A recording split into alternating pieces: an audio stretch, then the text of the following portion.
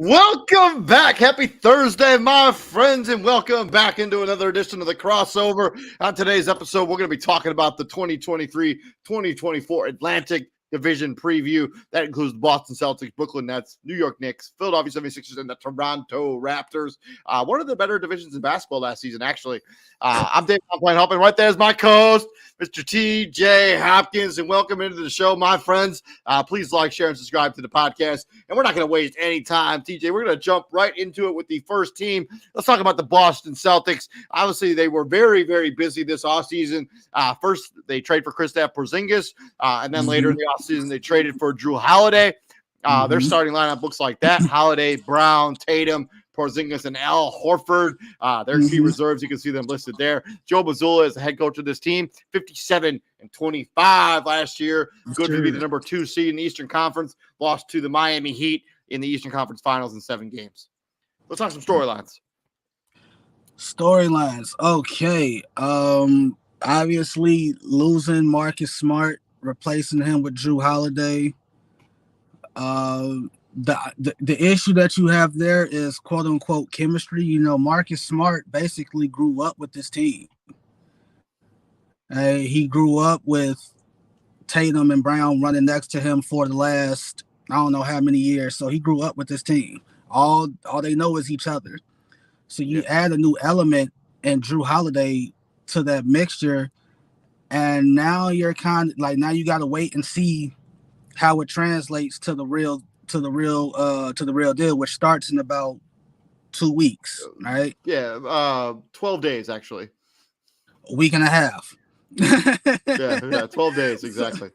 So obviously, like, the storyline is like with also the underlying storyline with Drew Holiday with that trade is you saw what happened with what Milwaukee did trading for Dame. Them trading for Drew Holiday was an immediate response. 100%. To Milwaukee trading for Dame. And no disrespect to Marcus Smart. Drew Holiday is a better version of Marcus Smart. He just is. Offensively, he gives you more on the offensive side. Like I was saying to Izzy in the group chat, I didn't realize Drew Holiday was that damn big. I'm thinking Drew Holiday, like, you know, like 6'3", 6'2", 6'3" himself. Nah, bro, Drew Holiday every bit of 6'5". Yeah. I mean, Like, he played shooting guard for a majority of his career. I mean, when he was in New Orleans, he was their shooting guard at that team. like when you When he was in Philadelphia, he was also the shooting guard on that team. Like you he's gotta, played him. yeah, you gotta think back on it. I'm like, yo, first off, Drew Holiday been around for a long time. He's been around for a long time. Yeah, And longest gap in between All-Star appearances in the history of the league. I think it was like 13 seasons. But yeah, he's an upgrade over Marcus Smart. He's probably the best on-ball defender we have in the National Basketball Association. And the season that Milwaukee won that title, he was their second best player. He was the one that made all the big plays. I mean, yes, Chris Middleton was very good, but Drew Holiday is the one that locked up Chris Paul. He's the one that made a real difference in that series. He's the one that got that steal that led to the Giannis dunk in Game 6 that ended up leading to them winning the title. Game 5. Game 5, yes. Game 5, yes. Game 5. So I apologize. And obviously, and the other storyline is the unicorn. KP. How long you gonna have KP? Like, so I was talking in Christian sports group about like I think they obviously everybody is anticipating the Eastern Conference Finals to be Milwaukee, Boston, right? Everybody's got that penciled in. Like that's what the Eastern Conference Finals is gonna be. And so like their big three, like it's the big three of, and mind you, this was before the Drew Holiday trade. It was Dame, Giannis, and I guess I think it was either Middleton or Lopez, one of the two. And then you got Tatum, Brown, and Porzingis, and they're like, all right, who wins in the 7-game series? And I'm like, Porzingis is real talk. Porzingis is the X factor for the Boston Celtics. It's how long do you have him, and what does he do while you have him? So Kristaps Porzingis played more games last season than he had since his rookie season. He played in 65 games. His numbers across the board were up from every notable statistic that you can think of was up. It's outside of free throw percentage, which was down just 2 points. He's regularly at 85%, but up shot it better from the 3-point line, shot it better from the field, played 4 more minutes a night, played 65 games last season as opposed to the 17 the season before, 34 the season before that, 43 the season before that. Maybe it's possible that he's turned a corner with that injury bug. You know, he played 72 with New York. He played 66 the season after that. That's the most amount of games he's played since last season. And when he was on the court, and nobody noticed it last season how good Porzingis was because it was meaningless. It was meaningless, and that's another thing. So it's like now you get Porzingis, who is Porzingis is a hell of a player. Like let's get that out in the open. Again, he's called the unicorn for a reason. He's 7'3". He can handle. He can shoot. Like you can literally make the argument. I mean, he was Victor Wembanyama before Wembanyama. That's exactly where I was going. Like he was Wemby before Wemby. Like there is no Wemby without Porzingis. Like let's get that out in the open. And like now you get to like he's probably gonna play meaningful basketball for the first time. In the at least 5 years. 5 years. I mean, since he was in Dallas, really, and I expect him to be a big focal point in this offense. And he's a very good defensive player. Underrated defensive player. I will say this. I think it'll be very interesting how Boston replaces like the Grant Williams of the world and how they replace Robert Williams and how they replace, the depth that they lost in this roster. Yeah, that's my last storyline. So, all right, so you lose Marcus Smart, Malcolm Brogdon, Grant Williams, and you lose Malcolm Brogdon. Williams. And you lose Robert Williams. So Malcolm Brogdon was a 6th Man of the Year candidate. He won 6th Man of the Year. He won 6th Man of the Year. So it wasn't just in the candidate. He won the damn award. So now you got to replace that. Like, and I understand you paid Peyton Pritchard, so like that's a lot to ask out of a Peyton Pritchard. Like you kept Derek White, so maybe Derek White slides into that Malcolm Brogdon role. Does. But yeah, outside of their starting lineup, the depth on this bench, I mean, I got the names listed there. I mean, they don't really instill you with that much confidence that you have outside of Derek White and even Peyton Pritchard. I know he got paid, but he's not that good. And so, And then okay, so I here's the thing. do like, what is it? Wayne and Gabriel, that when he Winnie played and brief Gabriel, minute. yeah. Yeah, when he played brief minutes for the Lakers a few seasons ago, he showed some flashes. But this depth, this bench is very unproven. Yeah, so like that's the thing. So like now you gotta ask folks to step into roles that they're not really used to. I mean, like you got dudes who've played, they've been around in the league. Sam Hauser, we know like he's a He's a 3-point. three, he's a Yeah, shooter. he's a 3 shooter. O'Shea Brissett spent time in Indy. We know what Lamar Stevens was in the rotation at Cleveland. Luke Cornett's been around. He's bounced around the league. He looks like he's found a home in Boston because that's where he's been. He's a 7-footer that can shoot threes. Like He gives you he's been literally like that's nothing where else. he's been. Like he's been in Boston the last like 3 years, I 2 think. years. I know he spent a stint like in Memphis at some point, but like he was with the Bulls for a couple seasons, I think, and then like JD Davison was the first round pick they got out of Bama, who he honestly should have stayed in school. He's like he going right back to the G League. That's what it is. That's what it is. And I think Kelly, I think he was with the Kings last season. Yeah. So yeah, I mean that's the big question marks on the bench. Let's talk about best and worst case scenario. Best case scenario, I think, is pretty obvious for the Boston Celtics. They're going to they're winning the title, winning the Larry Borean Trophy, hosting that trophy.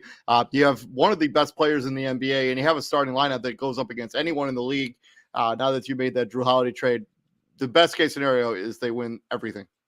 And worst case scenario is Eastern Conference Finals. Yeah, what just happened? Or you get bounced in the second round because, like, depending on the matchup, you a little light in the back pocket. I respect the hell out of Al Horford and Porzingis, but if you get matched up with Philly in the second round, and Joel Embiid is the Joel Embiid that we know he can be, hey, good night, Irene. Like. Yeah. I mean, we'll see. We'll talk about Philadelphia here in a second. Actually, we're just going to do that right now. Yeah, I think their worst case scenario is Eastern Conference Finals. I know we just said about Philly, about how Joel Embiid gives them. I don't believe in that. I just don't believe in Philadelphia. Like I also don't believe in any of the other teams in the East. Like I think Cleveland's a fine story. I think the Knicks are going to be around, but Boston is probably the hands down best. They're going to be in the Eastern Conference Finals. You can book it. Let's get to it. Come on. From there, let's talk about the Philadelphia 76ers. Obviously, the season ended in the second round of the playoffs last season to the hands of the Boston Celtics. They fired Doc Rivers. They hired Nick Nurse. Record of last season, 54-28.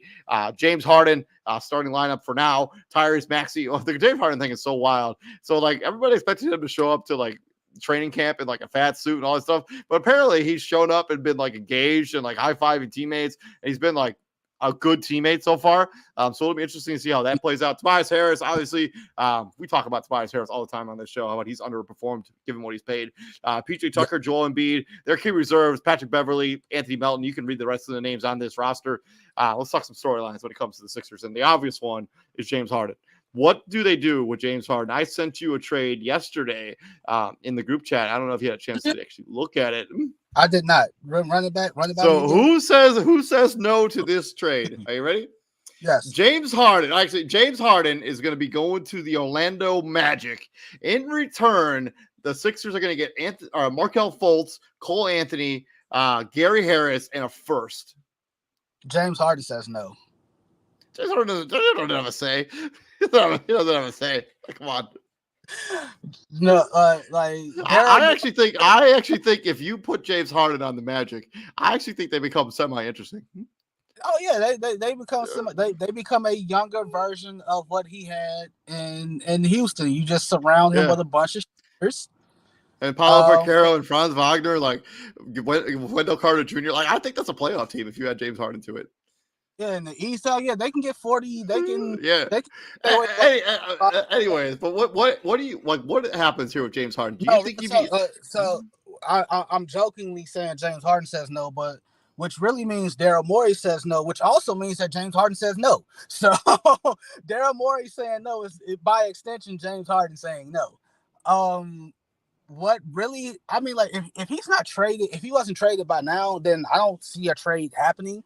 Because again, you got to ask yourself, what am I getting in return? Like, what am I getting in return? Because again, if I'm the other 29 teams in the league, I don't want this dude on my team. Mm-hmm. Like, as good as he is, as great as he's been, you have now you forced your way out of 2 spots. You're now trying to force your way out of a 3rd. I'm not finna be just a list on the James Harden. I'm not on the James Harden resume about, I played here, and I played. Like, no, you're not finna keep, like, because eventually teams are not gonna put up with that. Yep. And somebody's gonna put their foot down and be like, I don't like. Okay, I'll trade for him, but I'm gonna give you the bare minimum. I think the other thing that really complicates any James Harden trade, like he's on an expiring contract. So like, are you actually going to give legit assets away for a guy who can just leave in the offseason? No way.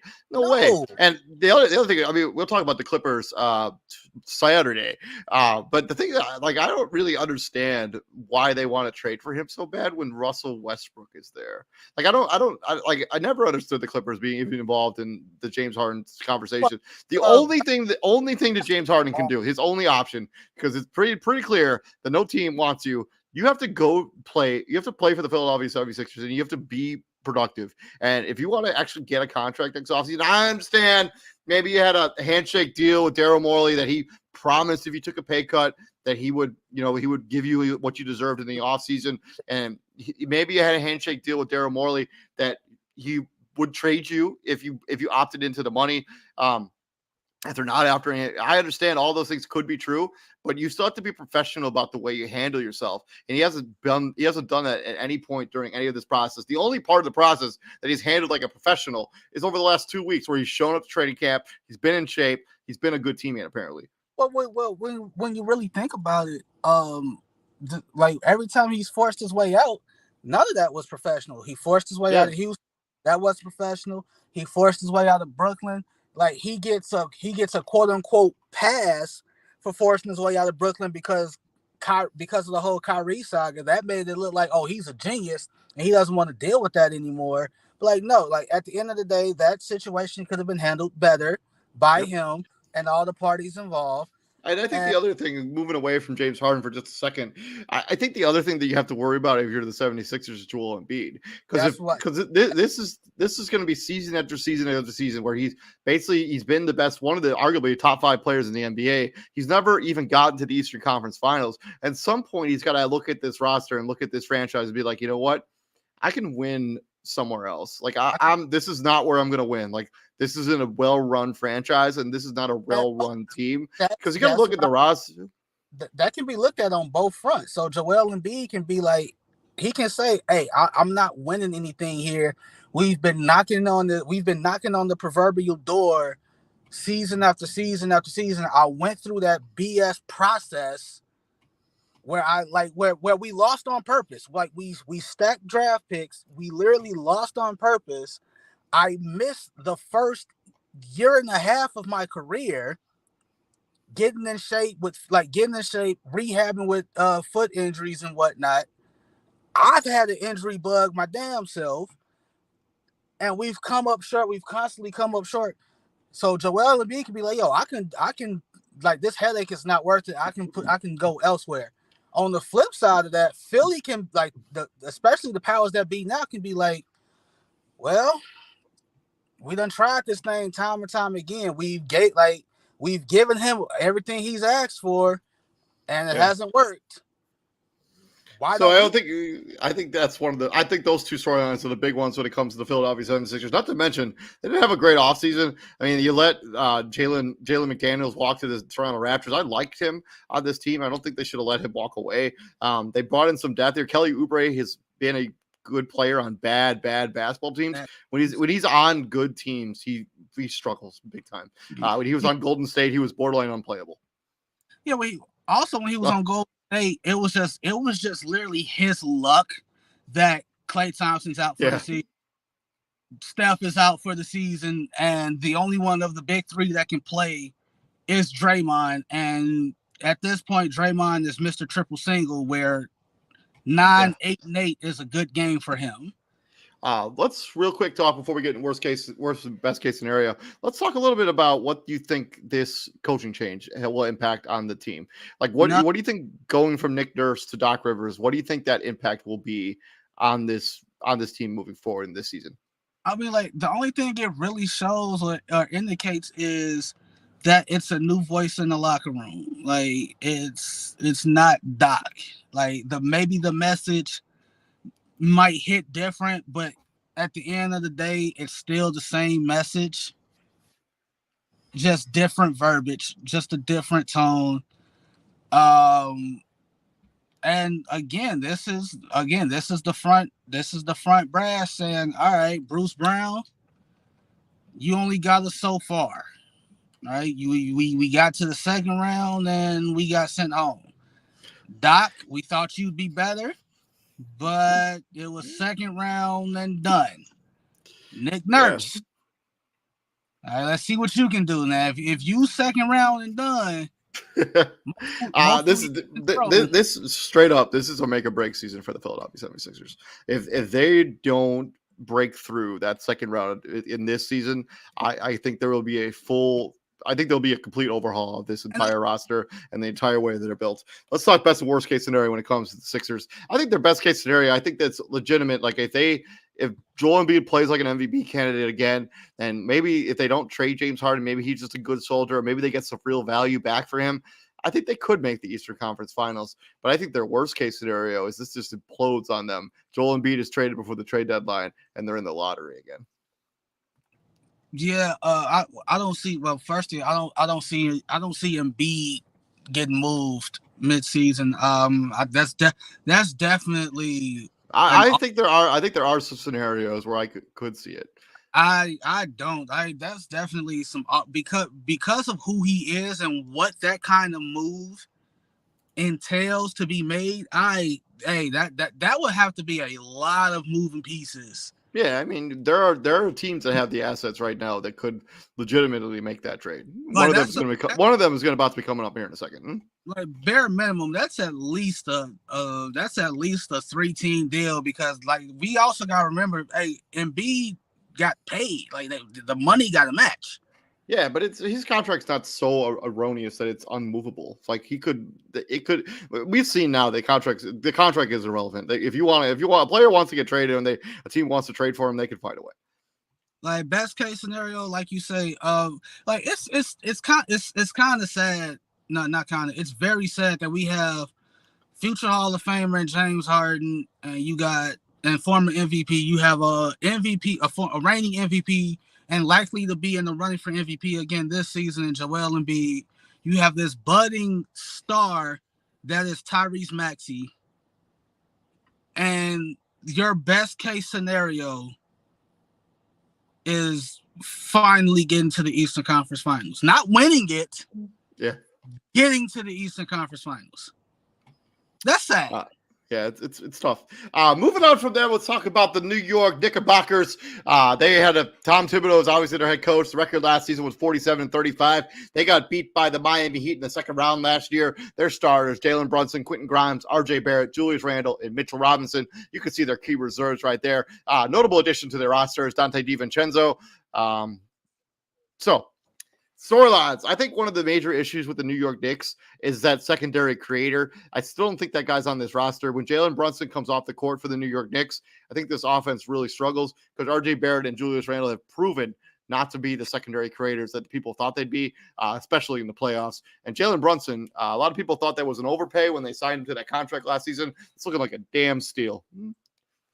All right. So the secondary creator, when Jalen Brunson goes to the bench, in hindsight, it's supposed to be the guy that you're underlining right there. It's supposed to be Emmanuel Quickly. The problem is we know how Tom. Can you see the mouse when I do? Yeah, I can see the mouse. Huh. I did not realize that was a thing until just now. Yeah, like the secondary creator is supposed to be the guy that you were underlining right there with Emmanuel Quickly. The problem is, Tom Thibodeau, when young players really don't. Like, for whatever reason, they just don't mesh. And we already know Tom Thibodeau is like, hey, defense and effort. As long as you show an effort, I will play you. And Emmanuel Quickly, as much as you are a bucket on offense, you can't be a turnstile on defense. All right? Like you gonna get yours. You gotta be smart about getting yours, but you also can't be giving up buckets on the other end. So it's really supposed to be him that when Brunson goes out and you throw him in, hey, quick, you make the plays. You're the decision maker. And if you don't go with him, go to some of the other guys that's like you because you got to see what you got. You got to see what you have in a Miles McBride who in like very sporadic has shown you he can play. You just got to play. You just got to have that confidence in him and put him out there enough because this playing Brunson, Barrett, and Randall basically 46 minutes a night and then wondering why in the playoffs, like they eventually hit a wall. Well, goddamn it, that's why. Yeah, you got to play some of these young guys. I think you saw some real flashes from Jericho Sims in the summer league. I would love to see him get some minutes. I don't know if he will, but he played well in the summer league for the New York Knicks. I would love to see him get some minutes. I think the Knicks, another storyline people really aren't talking about that much, is all of the draft capital that they currently own. Like, I know we just talked about a Joel Embiid trade, but if there was a team that had the ammunition to potentially make a deal for a Joel Embiid, we're talking about they have four first round picks in the upcoming draft. They have 2 first round picks in the next draft. They have 2 first round picks. They have they have 6 first round picks in the next 2 drafts. They can only trade 5 of them. That's why I said that's more of an off-season move. Right? Like that's just me. Like that's more of it. Like I wouldn't be surprised at all if I got a notification one day at the trade, like when the trade deadline hits, like, hey, breaking news, Joel Embiid has been traded to the Knicks for those 4 first round picks that you said. Mitchell Robinson, Emmanuel Quickly, Jericho Sims, Miles McBride, Quentin Grimes. And Evan Fournier probably to make the money work. I don't know what the contract situation is. And those right, and instead of the 4 first round picks, because they're getting all those players, they might get 3 first round picks in 2 seconds. I don't know. And they have 3 second round picks in the next draft that they could trade. None of them their own, which is interesting. So that wouldn't surprise me at all. But because that would have to be such a meticulous deal. That I would love to. I that's why I say like that would be an off-season deal because that's a trade that you gotta have all your ducks in a row. It has like this is what I'm sending over. Does this work? How would you tweak it? Because the reason I'm saying Philly ain't gonna do no mid-season deal is because they trying to like we just said they trying to break through. They're not gonna blow that up when they're trying to get to that next level. It's just not happening. I think if things were to go really south, like I think you could look to maybe move Joel Embiid. Things would have to go south fast. I mean, in the first, I just don't believe like the New York Knicks. Seems like this is off the court stuff, but like the New York Knicks have 4 first round picks in the upcoming draft. They're not taking 4 players. Like they're just not. And 2 of these picks are pretty not. They're not going to get these probably. They have a 1 through 12 for Washington pick. They're not going to see that. They have a 1 through 18 pick from Detroit. They're for sure not seeing that. They're probably what? No, they're just there. They just have them, but they have protections on them. Okay. I think the Knicks are looking to make a deal. I think they're looking to upgrade this roster. I think they're looking for another guy to put next to Jalen Brunson. They may take another stab at this Donovan Mitchell stuff as he's coming into where it could be a really important year for the Cavaliers as well. They may look to get some assets for him. The Knicks are going to be in the market for whoever the next guy is, like whoever that guy is.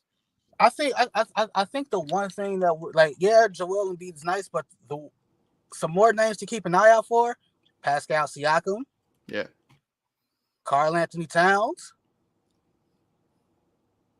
The Clippers might blow that thing up. Like you might be able to get either one of them. Preferably, if they had a say in it, Paul George, maybe. Yeah, I think. Yeah, I think Kawhi Leonard might be a little bit cheaper. But yeah, I think the Knicks, the storylines, this roster, the coaching style, Tom Thibodeau, we'll just see if he starts to implement some of these younger players because that's what they really need to do. Best case scenario, they get to the Eastern Conference. I don't see them as a finals team. I just think they probably run into somebody. No, I lie. I don't see them. They're going to the divisional. They're not making it to conference finals. Yeah, their worst case scenario is they're a play-in team.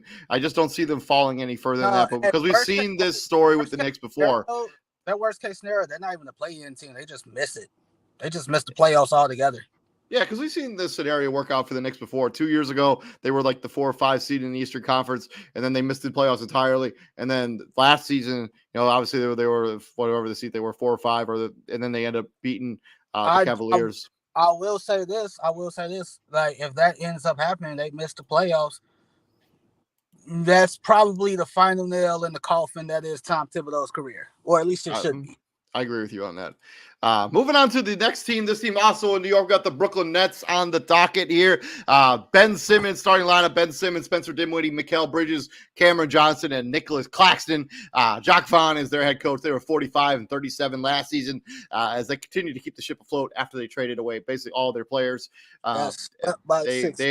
They got smoked by the Sixers. They got some key reserves on that team. Dennis Smith Jr. is trying to revive his career. Cam Thomas, Royce O'Neal, Dorian Finney-Smith. You can read the rest of those guys. Let's talk about some storylines when it comes to the Brooklyn Nets. And I think the number one is Mikal Bridges, right? So when he first came over from Phoenix, he was a 3-and-D guy, and he kind of blew up into what people thought he'd be a star. Like, if this is going to be the season where he blows up into a star, and they paid Cam Johnson as well this offseason. So this is Mikal Bridges needs to continue to play how he did, even with that small sample size. He needs to continue to play at the star level that he's probably capable of playing at. Yeah, this Philly's probably kicking themselves for that one too, because you had him, you drafted him on draft night, and then you traded him for a guy that's not even on your roster anymore. And yeah, that was a miss on Philly's part. My storyline for them is Ben Simmons. Like, he's finally playing. Like, whatever mental demons he had, gone. They're finally gone. Hopefully they stay gone. And you put him out there, and first off, that starting lineup, they trying to suffocate you. They trying to lock Ish down. Like, Ben Simmons, Dinwiddie, Mikal Bridges. They trying and Cam Johnson. They trying suffocate. They trying to hold you to 90 points a night. Yeah, that's what they finna try to do. Like that. And then you look at their bench. Royce O'Neal, defense. He's been a starter for them. DFS, defense. He's been a starter for them. Lonnie Walker. He's been a starter in the league. And it's they try, and Jacques Vaughn, they trying to lock people up. They feel like, hey, it's like every shot gonna be tough. We gonna make you use 20 seconds of that 24-second shot clock, and it's gonna that's what they finna try to do. Obviously, I think, like you said, with Mikal Bridges, now they're trying to find out the pecking order of this team. How does it go? Does it go Mikal, Cam, and then fall in line everybody else? Well, I think that's how it should go. I mean, Mikal Bridges, I think, is the piece that they're expected to elevate him into superstar status. I mean, he was incredible down the stretch last season. Let's just call it what it is. He was awesome. But now there's going to be a lot more tape on him. People are going to figure out his game a little bit more. What is he going to be doing as the star guy? And yeah, Ben Simmons is a big part of what Brooklyn did. This is going to probably be one of the top 5 defensive teams in the NBA next year. And I think I'm not picking him to win it. I'm just expecting him to be in the running, because I think under Jacques Vaughn, he'll get a lot more playing time. Watch out for Cam Thomas in the 6th Man of the Year race. Yeah. Let's talk best and worst case scenario when it comes to the Brooklyn Nets. I think their best case scenario is they're a play-in team. They had an under 500 record last season after they made the Kevin Durant and Kyrie Irving trade. Yes, Mikal Bridges was a very nice story with his production, but this team wasn't that good. They just weren't. Worst case scenario, I think they missed the play-in entirely. This team is probably going to have to go back to the drawing board next offseason. And I still think there's a Ben Simmons trade possibly on the horizon at some point. If he gets back to what he used to be, even close to, I think they're going to look to flip him. Oh yeah. Worst case, do you just miss the playoffs altogether? Best case scenario, what do you think the best case it is? Since they made the playoffs last season, yeah, I mean, because like you said, like they got off, like KD and the crew did get off to a good start. So like all they really have to do is keep afloat and make the playoffs, and that's what happened. You end up getting swept by a better team because you just couldn't contain Joel Embiid. I agree with you. Best case, play in. They maybe sneak into that 6 seed. I think a lot would have to go right for them for that to happen. But best case, they're playing somehow, some way, and probably the same result. First round exit. Worst case, they just end up, like you said, missing the playoffs altogether. One of the more interesting teams, I think, in this conference or in the NBA right now, it's the Toronto Raptors. After they reportedly missed out on the Damian Lillard sweepstakes, after they didn't make anyone really available in that trade. Let's talk about their starters: Dennis Schroeder, OG Anunoby, Scotty Barnes, Pascal Siakam, and Jakob Poeltl. Darko Rejovic, something like that, is their coach. Record last season 41-41. They got beat by the Bulls during the play-in tournament, and their season was over there. They have some. Gary Trent Jr. is probably their most important bench player right now. How was this coach? Darko, I think it's Rajokovic. I think it's right. Yeah, Rajokovic. Talking about season story, I think the biggest season storyline is what are they going to do with these expiring players? So they got OG Anunoby, who's on an expiring deal, who seems to want to sign an extension. Pascal Siakam, same conversation. They're both expiring deals. They can walk this offseason for literally nothing unless the Toronto Raptors could flip them this season, or they can just let what happened with Kyle Lowry, Fred VanVleet, key pieces to what was a championship roster, walk for nothing. That is the big story when it comes to Toronto Raptors. What do they do with Pascal Siakam and OG Anunoby? Yeah, that's the biggest storyline is what do you do? Because if I mean, you can also make the argument that storyline right there, Pascal, what the Toronto Raptors do with those two guys may be the biggest storyline of the entire season. I swear to God, if I get a notification saying they gave OG Anunoby a max contract, Masai Ujiri needs to be fired. I don't know what I don't know what needs to be said, but OG, he ain't like that. He is not worth $280-300 million. Like it's let's just call it what it is. He's not. He's not. And is this the last team? Yeah. All right. Well, we ain't got to spend a lot of time on this because I know you said you hungry. Best case scenario. Well, I think there's a lot to talk about here with the Toronto Raptors. I think this is a team that's been like in limbo forever, like last few seasons, right? Ever since Kawhi Leonard won the title and then he didn't resign. Like they've been okay, but they've never really been a really competitive team in the Eastern Conference. They've needed to blow this up for a few seasons. They've chosen not to. I think because Masai Ujiri has too confident in the fact that he can put together a good roster. He has not been able to. I think what they do with, and then I think the other big storyline is Scotty Barnes was expected to take this. That's why they didn't include him in a Kevin Durant trade last offseason. If you remember, he just didn't take that step forward that many people expected him to take from year 1 to year 2. He has to take that step forward now. Like they basically have built they basically didn't trade Damian Lillard because they didn't want to trade Scotty Barnes. They don't have Kevin Durant on their roster today because they didn't want to trade Scotty Barnes. Scotty Barnes has to take another step forward from year to year 2 to year 3 to justify that decision making. Hey, you summed it up. I gotta go because I gotta use the bathroom. All right, for sure.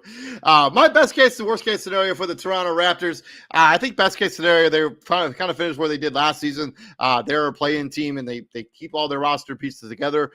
They gel. Maybe Scotty Barnes takes a massive step forward. And then the worst case scenario, I think the Toronto Raptors blow this up. I think they make a really good trade. They get some future draft capital for OG Anunoby and Pascal Siakam, and this will probably be one of the bottom feeders in the Eastern Conference.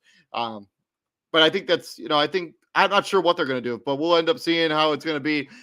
Thank you very much for checking us out here for our Atlantic Division preview. I'm with David Huffman right there is my good friend, or was my good friend, DJ Hopkins, my co-host on this show. Thank you very much. Please check us out. Continue to check us out. Like, share, and subscribe to the podcast. Saturday, we're going to be bringing you the Pacific Division preview. We break down all of the teams in that division for the NBA, as we're only 12 days away from the start of the National Basketball Association. Keep an eye out for the College Football Showdown show tomorrow.